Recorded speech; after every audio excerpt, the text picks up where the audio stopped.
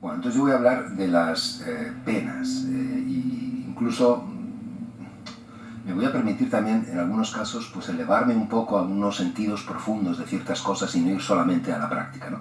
Porque la información práctica, concreta, concretísima, pues ya irá publicada. Y yo creo que es mejor que aquí aprovechemos para abrir líneas de posible debate, de pensamiento más profundo y tal. Bueno, en la vertiente de que esta reforma tampoco ha dado la vuelta al calcetín, sino que mantiene muchas estructuras y elementos sólidos que había, pues está, por ejemplo, la tipología de las penas. Los grandes bloques de tipos de penas se mantienen. Entonces se mantiene que existen penas late sentencia y ferende sentencia, que existen, aquí como se percibe en el ambiente que es gente informada, pues yo a lo mejor tenía pensado escribir, y igual así lo escribo, una explicación de estas cosas, pero me parece que casi que se puede ahorrar, ¿no? ¿Qué es una pena late sentencia? Pues bueno, creo que se sabe, o que es una censura por contraposición a una pena expiatoria. ¿Qué son las penas indeterminadas? Pues Jorge se ha permitido hablar de las penas indeterminadas así, pum, sin más, ¿no? Se supone, se mira uno aquí y dice, se sabe seguramente qué es esto, ¿no? Bueno, los grandes bloques están ahí. Sobre las penas late sentencia, el hecho de que sigan, pues puede merecer una valoración, porque cuando se hizo el Código del 83, se pensó en que no las hubiera, y el Código de las Iglesias Orientales no las tiene. Y es que sin duda son una cosa inédita en el derecho comparado. Una pena late sentencia significa que cuando, o sea, si yo, por ejemplo, la violación del sigilo sacramental está castigada con una pena late sentencia, de excomunión. Entonces, si yo ahora digo aquí que esta mañana se confesó conmigo el decano de la facultad y me dijo no sé qué cosa que hace el otro, según voy diciendo las cosas, ¡paf!, quedo excomulgado. Y esto no pasa en ninguna parte. Es una curiosa pretensión del derecho canónico de llegar a estar vigente en el ámbito de la conciencia. Y tiene algo de hermoso, de poético, de bonito y de evangélico. Aunque luego en la práctica, Antonio ha citado mi artículo sobre la situación curiosa que se crea con las penas late sentencia, no declaradas, porque en ese momento en que yo he cometido el delito quedo excomulgado, pero si luego me pasan por un proceso, verifican que cometí el delito, declaran la pena y entonces se entra en otra situación jurídica distinta, como si la pena fuera de las normales, de las que en la Iglesia llamamos ferende sentencia, que no se tienen hasta que no te han declarado culpable y te han impuesto la pena en un documento. Si yo asesino, tengo todos los números para que me caiga una pena, pero no me ha caído. En cambio, si la pena es late sentencia, se supone que estoy penado desde el momento en que cometo el delito. ¿Y quién te hace cumplir la pena? Tu conciencia.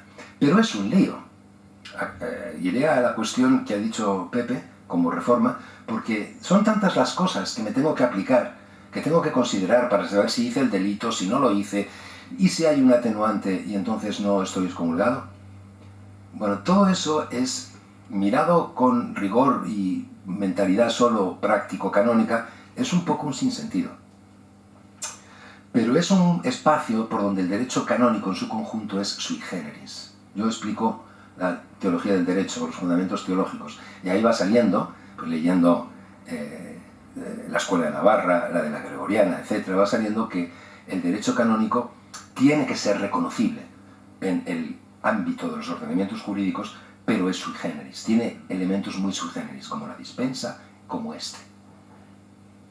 Entonces, si lo eliminas, pues te quitas un problema práctico, por lo menos teórico-práctico, serio, pero pierdes un espacio donde la Iglesia dice, la ley te está mandando un mensaje y te está pidiendo que te lo apliques tú solo, porque la fuerza de la ley es su razón de ser, es su sentido, es su justicia, y no solo la fuerza de la ley de la fuerza, ¿no? Bueno, ¿qué es lo que pasa? Que entre estas peculiaridades de las penas late sentencia estaba la que ha dicho José Bernal. Si hay una atenuante, por ejemplo, tener entre 16 y 18 años, por ejemplo, estar un poquito trastornado cuando haces el delito, pues porque no estás en pleno uso de razón, o ciertos niveles de ignorancia sobre la ley, se consideran atenuantes.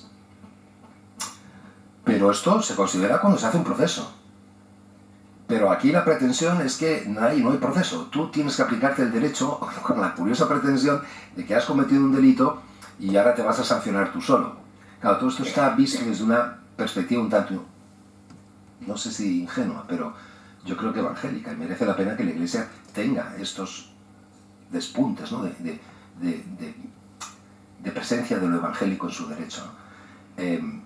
Porque se supone que estás dispuesto a hacer un camino de conversión, porque se supone que una vez que has visto que has cometido un delito y conoces el mensaje que te manda la ley, te está invitando a que te corrijas, incluso desde ya, sin esperar. O sea, no, parece que el derecho se encuentra un poco incómodo con decir, aquí solo si un tribunal dice que estás fuera de la comunión eclesial, lo estás, cuando hay cosas que dicen, tienes que considerar que estás fuera, ¿no?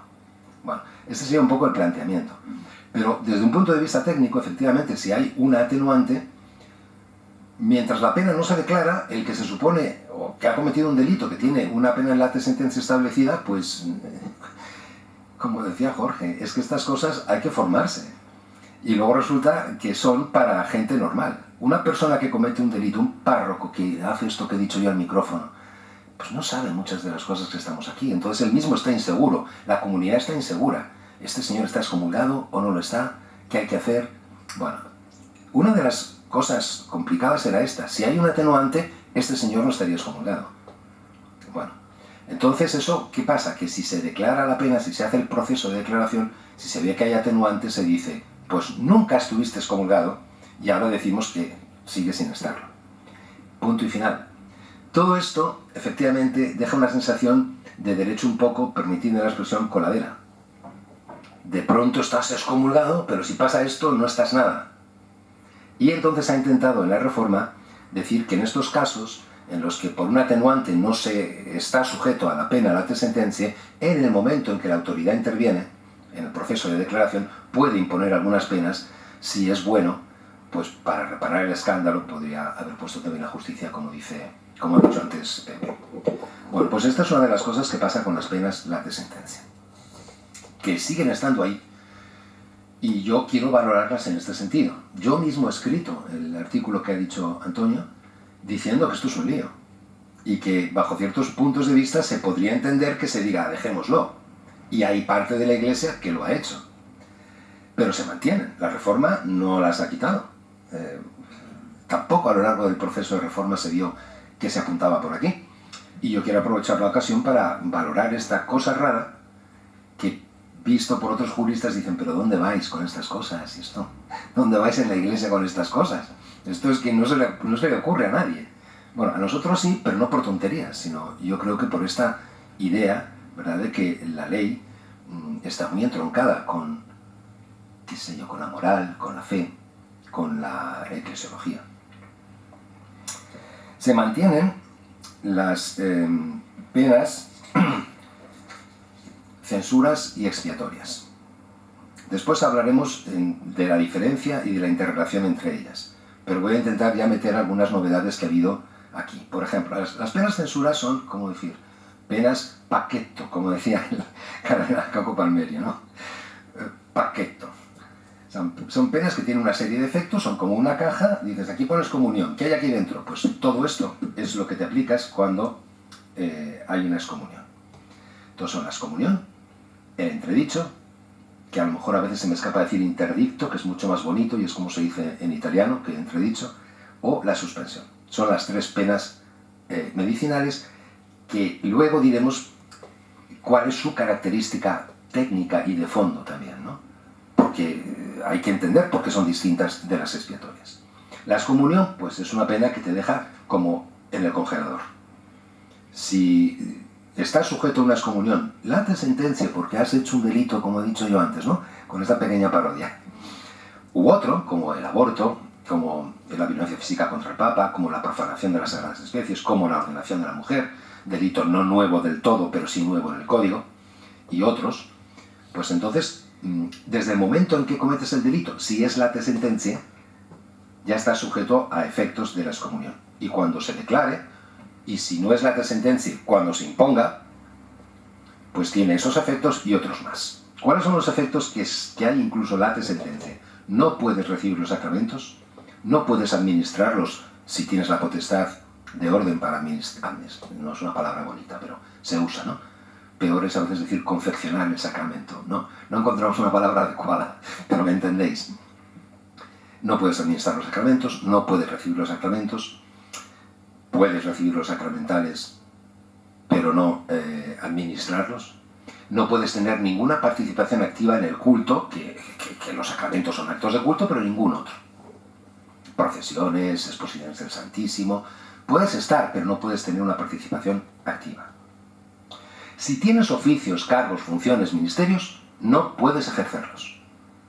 Si tienes potestad de régimen fuera de estos oficios, cargos, tal, sino delegada en particular, no puedes ejercerla. No puedes hacer actos de régimen. No puedes. Esto para un jurista es mucho, es casi todo. No puedes. Luego no debes, luego no lo hagas. ¿Por qué digo esto? Porque todavía, por nuestra concepción de los sacramentos, si un excomulgado recibe la comunión, recibe el cuerpo de Cristo. Si un sacerdote consagra, aunque esté excomulgado, y da la comunión, está dando el cuerpo de Cristo de verdad. Entonces no provoca la nulidad de los sacramentos que se celebren contra la prohibición. No debes hacerlo, pero si lo haces, actúas contra la ley, y eso es muy grave, y hay pena que se mantiene de quebrantamiento de condena. No quisiera entrar en esto por no alargarme, pero es una pena que yo creo que hay que darle más juego precisamente en un proceso de declaración de una late sentencia. Si vemos que esta persona está excomulgada porque efectivamente cometió el delito, incurrió en la pena, y no se ha sujetado a la pena hasta ahora, ha incurrido en ese delito. Pero bueno, esto ya sería para entrar en más detalle, ¿no? Bueno, entonces no puede. No puedes hacer actos de régimen. Pero ahora, cuando veamos los efectos de la pena declarada, entendemos que si los haces, mientras no está declarada, son válidos. Porque dice, cuando se declara la pena, o se impone, los actos de régimen son nulos. Ergo, hasta ahora eran válidos. Los de régimen, los de orden siguen siendo válidos. Si intenta celebrar un sacramento o participar, es un efecto que nos toca a todos los demás menos a él. Hay que parar la ceremonia. Luego, si no estaba declarada, tú no puedes ir allí y decir, usted no puede celebrar la misa porque está excomulgado y ayer faltó al sigilo de confesión. ¿Y tú qué sabes? ¿Ves? Esta es la situación extraña que generan las penas no declaradas. Bueno, vale, pues esto sigue estando ahí. ¿Y qué se ha hecho con la excomunión? Pues en la línea de lo que decía Jorge, poner los efectos un poquito más claros, porque antes estaban puestos de tal manera que uno no sabía por dónde se andaba. Parecía que se repetían 100 veces y tal, y ahora pues se han puesto más clara.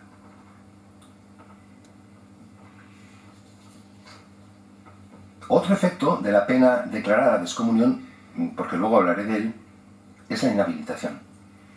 Si tú estás excomulgado y la pena está declarada o impuesta frente a sentencia y te nombran para algo, el nombramiento es nulo. Ergo, si la pena es late sentencia, hasta que se declaró, era válido. Con la paradoja de que según te lo dan, no lo puedes ejercer, porque estás condenado a no ejercer los cargos. Estas cosas un poquito raras que se van creando a ese nivel de la aplicación práctica. El entredicho es la pena de excomunión en la parte que toca al munus santificandi, es decir, no afecta a los oficios. No puedes recibir los sacramentos, no puedes administrarlos, etc., pero no toca a los oficios. Y aquí se ha introducido una novedad curiosa, y es que el entredicho es un poco menos paqueto, porque se permite que la ley o el precepto, quizá deberíamos hablar del precepto, si hace falta luego lo hacemos, o sea, cuando se tipifica una conducta y se le asigna una pena, hay una alternativa a poner solo entredicho, sino que está la alternativa de poner entredicho de decir misa, por ejemplo, o con efectos limitados, ¿vale? Hay que ser cuidadoso porque no se está diciendo que cuando la pena es de entredicho, luego, al declararla o imponerla, se pueda limitar. Se está diciendo que lo puede hacer la ley, no que lo pueda hacer la sentencia o decreto, que quizá hubiera sido interesante, yo lo digo así, podría haber sido interesante, que se dejara a quien impone o declara la pena la posibilidad de matizar qué efectos de entredicho hay, pero con esa línea de no dejar tanto espacio a la discrecionalidad y de favorecer que la gente encuentre clarito lo que tiene en la ley, pues no es esto lo que se ha hecho, sino que se ha dicho que una ley, el código no lo hace, pero puede tipificar delitos la ley particular, otra ley universal que no sea el código o el precepto penal. Entonces ahí se podría matizar que la pena no es todo el paquete del entredicho, sino solamente, por ejemplo, recibir los sacramentos, decir misa, confesar, pero las demás cosas no. Pero quede claro que no se está dando la facultad a quien impone o declara la pena de hacer esta selección, sino a la ley o el precepto. Así es como lo pone. Delitos que tienen entredicho, pues la violencia contra un obispo, gradualidad, si es contra el Papa estás excomulgado, si es contra un obispo estás en entredicho, gradualidad de la pena. Suscitar odio o aversión contra la autoridad de la Iglesia, simonía, atentar el matrimonio, un religioso. Si es un clérigo, es suspensión. La suspensión no quisiera analizarla mucho porque ya sabemos que es una pena que es un paqueto deslizante, porque tal y como está definida en el código, es todo prohibido, hacer todo o parte de los actos de la potestad del régimen, todo o parte de los actos de la potestad de orden, todo o parte de las funciones de un oficio. Luego eso hay que determinarlo. Y hay sistemas, no quisiera entrar en ello ni lo voy a hacer, de que la ley lo determine, aparte de concretar. Quedará suspendido de decir misa, de confesar a niños, de confesar a religiosas, pero de otras cosas no. Y si no está declarado en la ley o precepto que yo aplico, pues entonces ahora sí, el tribunal o el juez o el superior que lleva adelante el proceso tiene que decidir en qué se concreta la suspensión. La modificación más importante es que esta pena estaba concebida solo para los clérigos. Y ya se venía diciendo que si hay tanto laico, porque fijaos que esta pena no prohíbe recibir los sacramentos. No prohíbe recibirlos, es la gran diferencia con las otras dos. No prohíbe recibir los sacramentos. Prohíbe hacer actos de orden a los que tienen potestad de orden. Pero recibir la comunión o confesarte no lo prohíbe. Entonces, va un poco más en la línea de la potestad del régimen y del ejercicio de oficios, funciones, cargos, ministerios. Y si es verdad que cada vez hay más laicos que los tienen, pues, ¿por qué no va a ser posible que esta pena también se les aplique a ellos? En las penas expiatorias son las penas que solamente... bueno, ahora explico la diferencia. La diferencia la vamos a explicar ahora, está en otro canon, y la reforma lo que ha hecho es, en la línea que decía Jorge, pues desglosarlas mucho más. Así, con esta mentalidad práctica de aplicador de las cosas, como si estuvieras montando una radio, pues abres la página y lo ves y dices, uy, ¿qué de cosas puedo hacer? No. Hay más que se pueden hacer de las de antes, pero si leías bien, en la línea que decía Pepe, si leías bien las cosas y con formación, se podían hacer. Lo que pasa es que igual no se te ocurre. Igual no se te ocurre. Si se podía desde siempre prohibir ejercer un derecho, pues se podía prohibir llevar el traje eclesiástico. O a un religioso llevar el hábito. Pero igual no se te ocurría. Y dices, ¿y qué hago? ¿Qué hago? Bueno, o sea, te detallan esto, como te detallan otras cosas. Por ejemplo, la multa, las sanciones económicas, hemos estado hablando justo antes, lo dejo aquí apuntado, y tendremos que seguir pensando y razonando si la Iglesia tiene capacidad del todo de incidir en los bienes económicos de los penados eclesiásticamente, cuando a lo mejor no son bienes eclesiásticos. A lo mejor es su sueldo o es la pensión que recibe un cura, ya no sabemos si la Iglesia puede disponer de ella, porque es dinero que está pagando el Estado. Bueno, la intención es buena, habrá que ir perfilando, porque a mí me parece que la pena de multa económica es muy adecuada para muchas cosas. Habrá que resolver estas cuestiones. Las conferencias episcopales, a las que se dice que den normas sobre estas multas pecuniarias, pues veremos lo que hacen. Pero por aquí puede haber un asunto que calibrar, y ojalá salga adelante, porque yo sí creo que sería la mejor solución en muchos casos, ¿no? Después hay unas penas de prohibición de oficio, de ejercer el oficio, prohibición de administrar los sacramentos, prohibición de ejercer potestad, de votar, de ejercer un cargo. Y después la de privación. Hay que señalar la diferencia, porque hay que dejarla muy clara, porque si no, no se pilla. Y esto toca mucho a las censuras. La prohibición a un párroco de ejercer su ejercicio, canónicamente él sigue siendo el párroco. Y la pena no lo remueve. Luego, si tú nombras a otro párroco, el nombramiento es nulo, porque el oficio no está vacante. Si te privan del oficio, es distinto. Ya no eres el párroco y se acabó. Las penas censuras son todas de prohibición y tienen que ver con el sentido profundo que ahora acabaremos de ver. Luego, una censura no vale para decir ese párroco que está suspendido de todo su oficio ya no es el párroco. Otra cosa es que tú le quieras remover porque no se sostiene la situación, pero tienes que hacer otro acto jurídico distinto, que es la remoción del párroco, motivada por la situación que se ha creado. Pero no vayas a pensar que porque está suspendido puedes nombrar a otro y se acabó. Porque por lo que vamos a decir ahora, las censuras son penas que vehiculan otro precioso valor evangélico, y es el valor del arrepentimiento y del perdón. ¿Cuál es? Bueno, entre las penas, ahora vamos a eso, entre las penas expiatorias, pues está también la expulsión del estado clerical, que tampoco la voy a explicar mucho, porque sabemos que es todo lo que comporta. Y yo sinceramente echo de menos una pena que estaba prevista tener aquí en algún proyecto de reforma, que era la inhabilitación. La hemos visto como un efecto de la excomunión declarada o impuesta. Pero alguna vez se pensó en que fuera una pena expiatoria que se podía poner aparte de la excomunión. Yo creo que tenemos que reflexionar, porque yo he leído aquí, en vuestra tradición, que aparte de que la expulsión del estado clerical sea una pena perpetua, quizá también la de privación lo sea, por su propia naturaleza, y esto es bonito pensarlo, y puede tener efectos ahora, ¿no? Pero, un poquito se me dio... bueno, sí, la pena de inhabilitación, si tú pones la pena de privación de su oficio de juez, canónicamente no hay nada. Otra cosa es el sentido y el ambiente pastoral y eclesial, pero canónicamente no hay nada que impida que mañana te haga otro nombramiento, o que te nombre para otra parroquia, o que te nombre profesor, o lo que sea.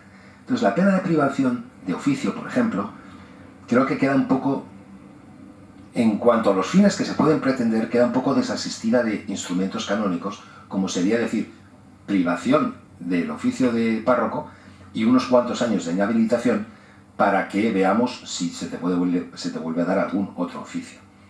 Pero no se ha hecho, yo lo echo de menos. Sinceramente creo que hubiera sido una pena que hubiera dado mucha agilidad y dinamismo al sistema penal. Desaparece la pena del traslado penal, que era un poquito rara, efectivamente, y ahora vamos a esta diferencia entre las censuras y las expiatorias. La gran diferencia es que las censuras están en el código y se mantiene con unos importantes retoques. Las censuras no se pueden perdonar si no hay cese de la contumacia, y si hay cese de la contumacia es obligatorio perdonarlas. El perdón de las penas es un asunto que me toca a mí, porque es de las penas, quizá luego lo pueda decir más en detalle, pero efectivamente ha tenido una renovación importante, una novedad importante, que corrige la sensación que daba el código anterior de que, como decía antes, esto es una coladera. O sea, que aquí se puede perdonar la pena con una agilidad y una facilidad. Ahora se ha puesto mucho más riguroso y exigente. Entonces, si uno está excomulgado, o está suspendido, o está en entredicho, y por eso es muy importante matizar bien qué tipo de pena se pone. Algunos obispos quieren que un sacerdote no diga misa durante 3 años y dice que le suspende. Pues está mal, porque no se puede suspender por 3 años, ni poner ninguna censura por 3 años, ni por un tiempo determinado, por lo que estoy diciendo. Porque hay que perdonarla cuando hay cese de la contumacia, y no se puede perdonar mientras no lo haya. Y el cese de la contumacia es un sincero arrepentimiento, reparación de los daños o promesa firme de hacerlo. Bueno, este es el valor evangélico del perdón, del arrepentimiento y de la acogida. Hay más satisfacción en el cielo por un pecador que se convierte que por 100 justos que se salvan. Esto, perdonadme si no tengo otra palabra, es bonito. Es bonito. Y puede generar una situación práctica donde prácticamente no se puede hacer. Pero fijaros que si las penas prohíben ejercer el oficio y no privan, te encaja con esto. es que esta persona, si en algún momento cesa en la contumacia, se arrepiente y repara, vuelve a la situación en la que estaba. Y vuelve al mismo oficio que tenía. No hay que nombrarle otra vez. Es el mismo oficio que tenía en sede impedida. Es que se dice que una sede episcopal puede quedar impedida por una pena. No puede referirse a otra cosa que a una prohibición, porque si te quitan, ya no está impedida la sede, está vacante. Sino que sigue siendo el obispo. Pero ¿os imagináis que un obispo ha delinquido y luego se arrepiente y la gente va a aceptar que vuelva a ser el obispo? Yo sinceramente creo que no he conocido tiempos de la Iglesia que estén, como se suele decir, que estén para esto. Pero ahí está. Y creo que esto no pasa, ¿no? En el mundo no pasa. Pasa en el derecho canónico, pero en el mundo no ocurre. Y creo que es otro detalle de peculiaridad del derecho canónico. Ahora, ¿qué es lo que ocurre? Que para remitir una censura, que sea cese de la contumacia, que antes podía ser visto por el ordinario que va a perdonar con mucha laxitud, ahora se exige que haya reparación de los daños. Se exige. No se perdona una censura si no hay reparación de los daños. Creo que ha quedado descompensado con ese otro canon que he dicho, que dice que el cese de la contumacia es reparar o prometer. Luego hay otro canon que dice que no se perdone si no hay reparación efectiva. Bueno, esta es la primera cosa. Y segundo, que cuando se impone o declara una censura, se pueden imponer penas expiatorias, que no se tienen por qué perdonar aunque haya cese de la contumacia. Esta es la gran diferencia.